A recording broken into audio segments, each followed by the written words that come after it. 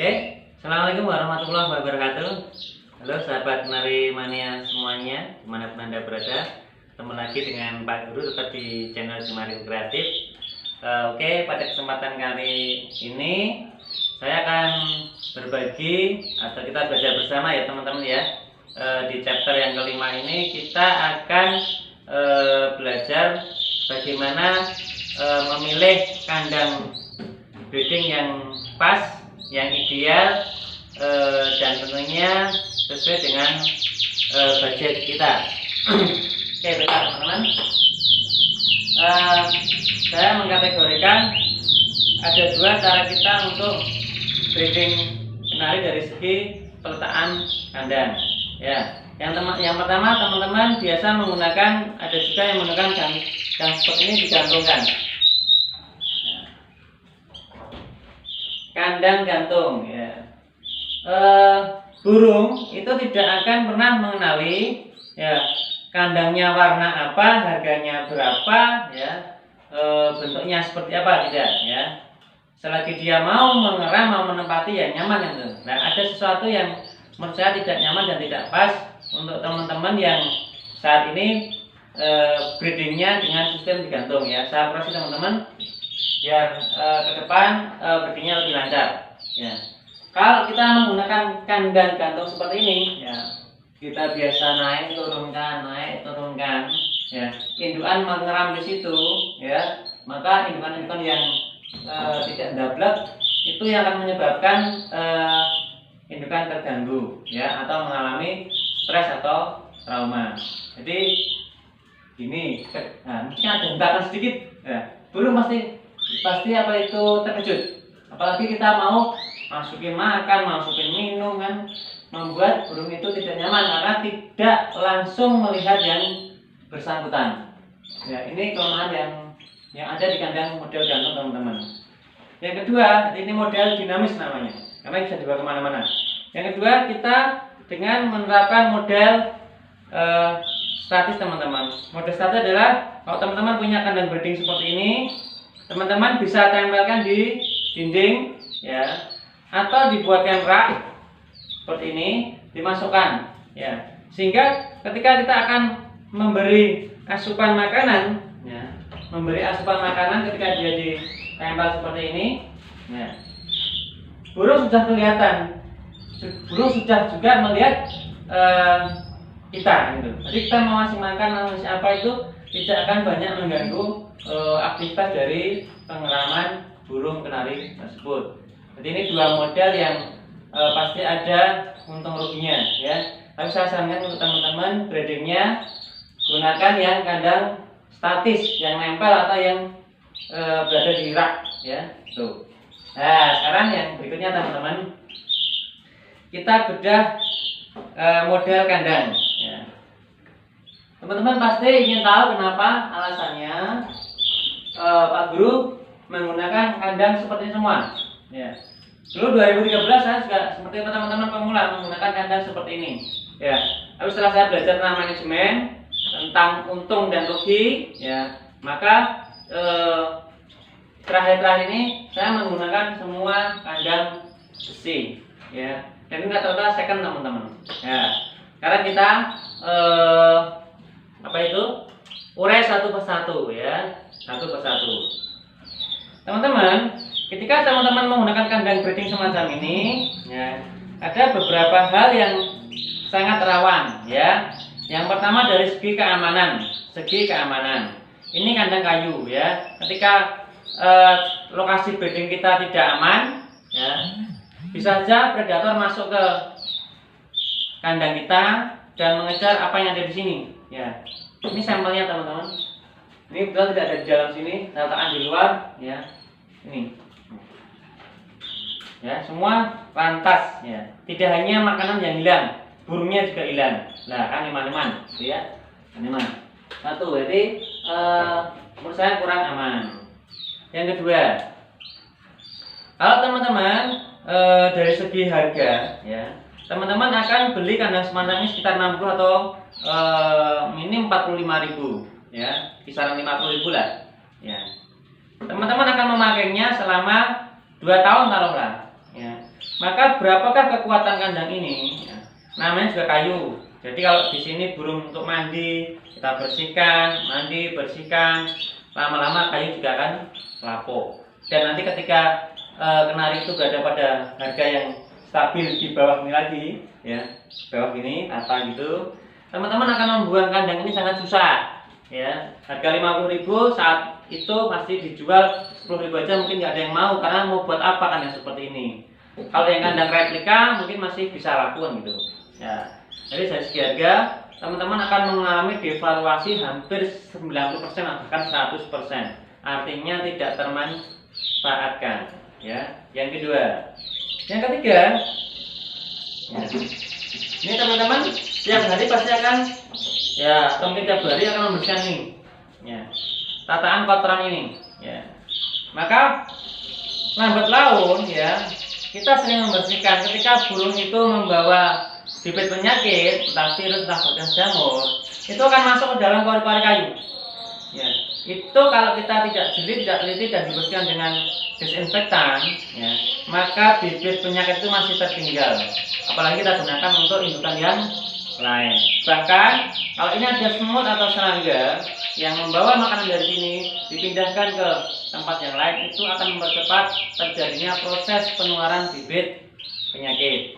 Jadi teman-teman lihat di beberapa breeding yang sudah profesional rata-rata menggunakan kandang yang depannya pakai front page besi, ya, front page besi. Nah, itu kelemahan yang berikutnya. Selanjutnya, teman-teman, ini sebenarnya hanya contohnya, tidak saya gunakan ini teman-teman. Ya, tidak saya gunakan.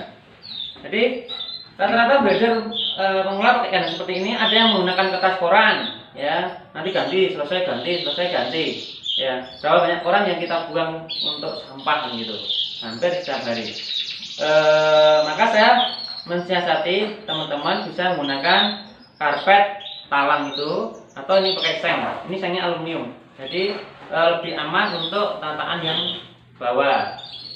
Meskipun demikian, ya, ada satu hal yang ini juga bisa jadi tumpukan penyakit. Ya, teman-teman kadang-kadang kalau buka di sini nanti ada serangga, ya, ada serangga di sini. Ya, entah cepit, entah ulat cicit itu di sini, atau di sela-sela dari ini, ya, dari sini. Ada kadang-kadang ada itu teman-teman, sering menemui itu ya teman-teman. Sehingga apa itu kandang ini saya juga tidak pas bagi saya, ya. Ya, kemudian kita lanjut. Maka dari itu Pak Guru menggunakan apa? Ya, Pak Guru menggunakan kandang besi teman-teman, besi. Sampel teman-teman ya, bisa ambilkan satu. Oke, kita akan melihat bagaimana cara breeding yang benar teman-teman. Ya. Oke, yang pertama, kenapa saya menggunakan kandang besi? Tadi dari segi keamanan, tidak mungkin hewan pengerat ini akan ada di bisa memotong besi ini. Satu. Yang kedua, ya, yang kedua, dari segi harga, ya, harganya memang lebih mahal daripada kandang kayu, tapi nilai investasinya tidak akan rugi untuk teman-teman. Ya, kita kalau beli ini baru satu box isi 8, saya sudah cek di pasar burung itu Depok Solo, 948.000. Ya, kalau teman-teman bagi nanti ketemu harga 118,5. Kalau beli eceran satu-satu di tingkat pakan burung, ya, akan ketemu harga 130.000. Ini untuk teman-teman yang ingin breeding, silahkan masuk di komunitas Robert. Banyak yang kadang-kadang jual seperti ini. Ya, harga rata-rata adalah Rp90.000. Ya, ketika kondisinya hampir 90%, silahkan dibayar 100.000 teman-teman. Ya, kalau kondisinya sudah 60%, ya tawar aja 75.000 atau 70.000.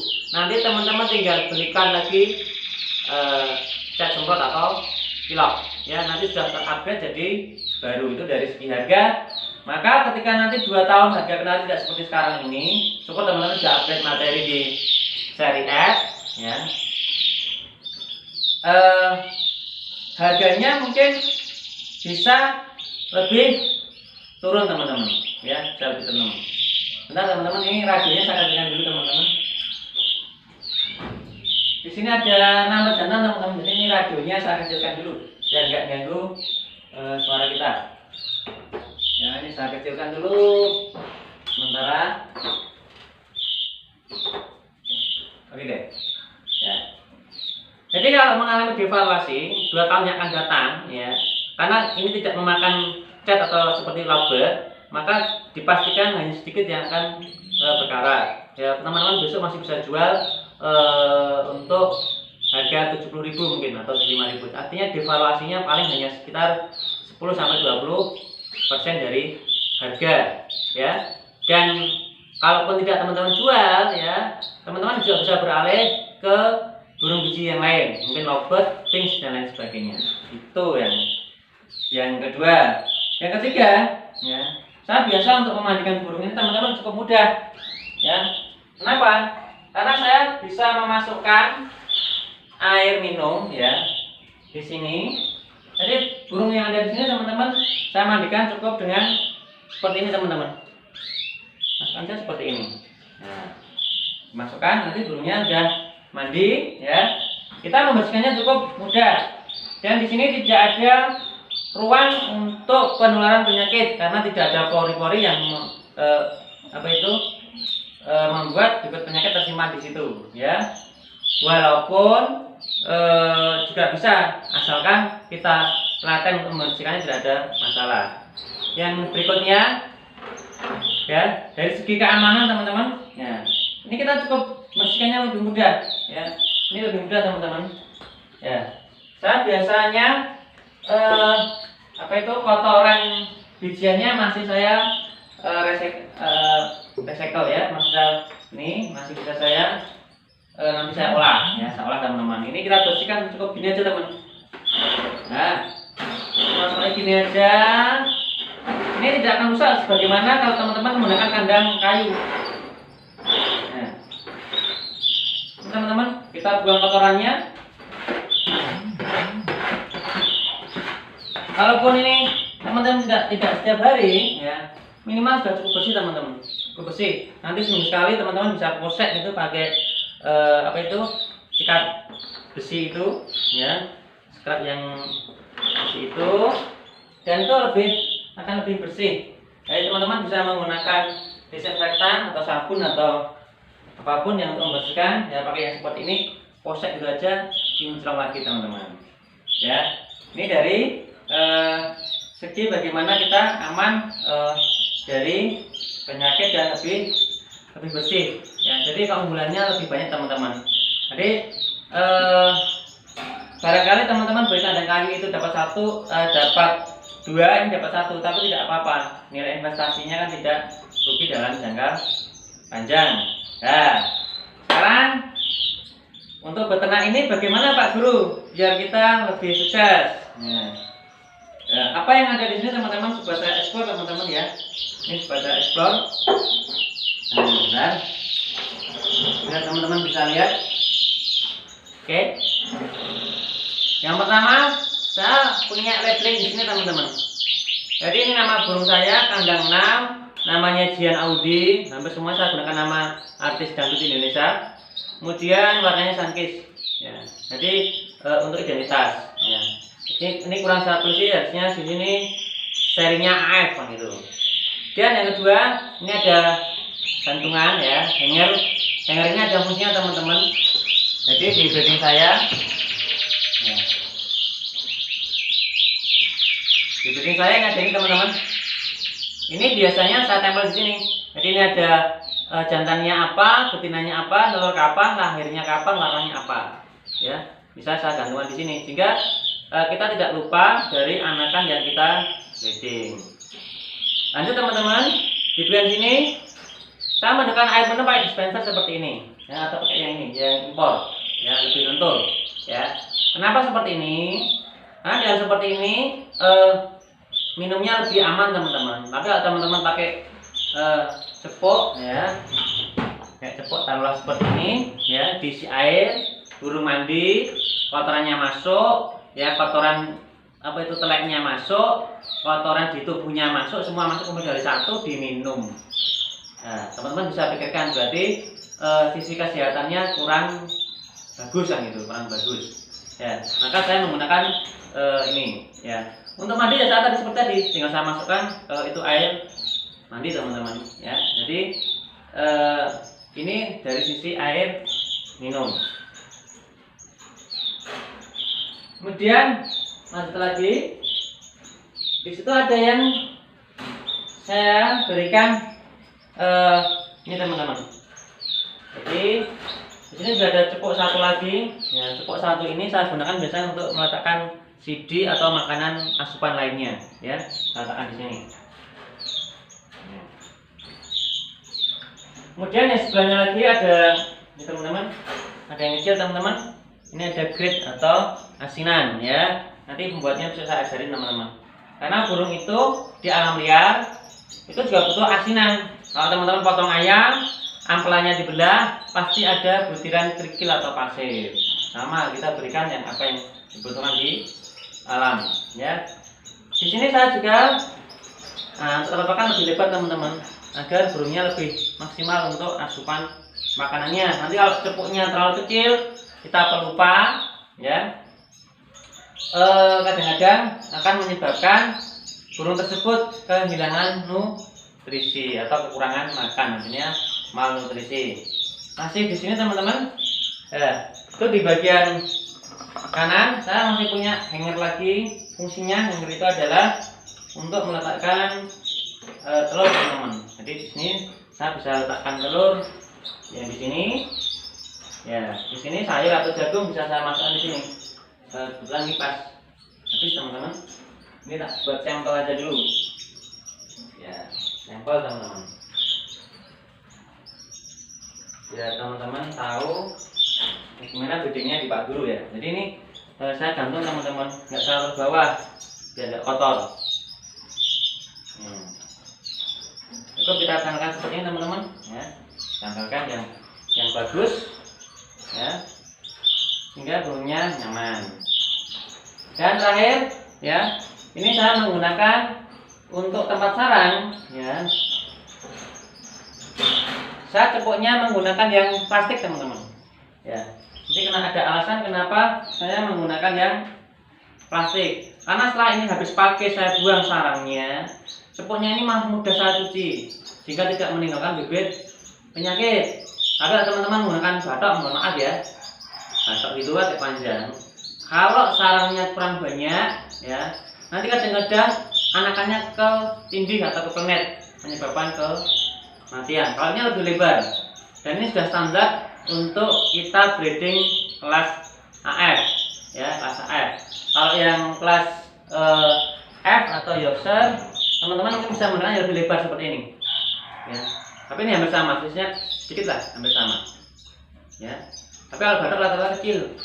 Nah, kalau untuk ternak yang apa itu things atau yang lokal nggak masalah ya, nggak masalah teman-teman, bisa dipakai. Ya intinya memang semua bisa breeding, bisa hasil. Jadi kalau ada yang bilang pakai ini aja juga bisa menghasilkan. Ya, kita jadi breeder, harapan kita adalah bisnis ini tidak hanya berjalan sesaat teman-teman, tapi bisa menjadi income keluarga untuk jangka yang panjang. Nah, mungkin ada yang bilang, nah kalau Pak Guru enak, modalnya banyak ya. Saya modal cuma 15 juta kemarin bulan Maret teman-teman, Juni sudah kembali modal saya.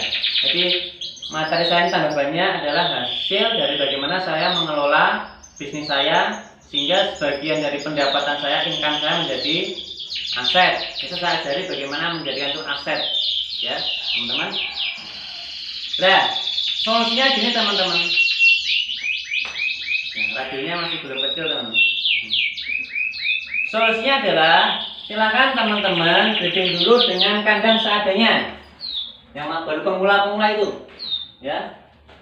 Kandang seadanya, beli 20.000 taruhlah, 25.000 nggak apa-apa, yang penting masih bisa untuk menernakkan ya. Dan kalau teman-teman sudah bisa breeding, bisa menghasilkan, dalam 3 bulan teman-teman harus upgrade, baik upgrade materi maupun upgrade kandang, dan termasuk fasilitas yang ada di lokasi breeding teman-teman. Jadi dari kandang yang seperti itu, buat kandang yang statis teman-teman, ya, yang seperti ini nggak apa-apa, ya. Gunakan selama 3 bulan lagi. Berarti di bulan ke-6 teman-teman harusnya sebagian kandang ternaknya sudah bisa update seperti ini, ya, bisa seperti ini. Nanti teman-teman dalam 1 tahun sudah kaya, sudah bisa bagaimana manage bisnis teman-teman, lokasi ternaknya bagus, ya, sesuai dengan chapter sebelumnya yang saya katakan itu. Teman-teman bisa update ini menggunakan kandang yang model kabinet, ya, model kabinet tertata itu, dan syaratnya harus memang menjaga kebersihan. Nah, ini tadi sedikit sebelum nanti di chapter berikutnya saya ajari teman-teman bagaimana menghitung untung rugi kita berternak kenari berbagai seri, ya. Ini tadi cara memilih kandang yang ideal menurut versinya Pak Guru. Semoga tutorial ini menginspirasi teman-teman untuk meningkatkan breedingnya. Dan jangan lupa selalu setelah menonton video ini tolong yang baru masuk di subscribe, dan bisa aktifkan lonceng notifikasinya biar mendapat info terbaru video yang Pak Guru buat. Demikian tutorial dari Pak Guru.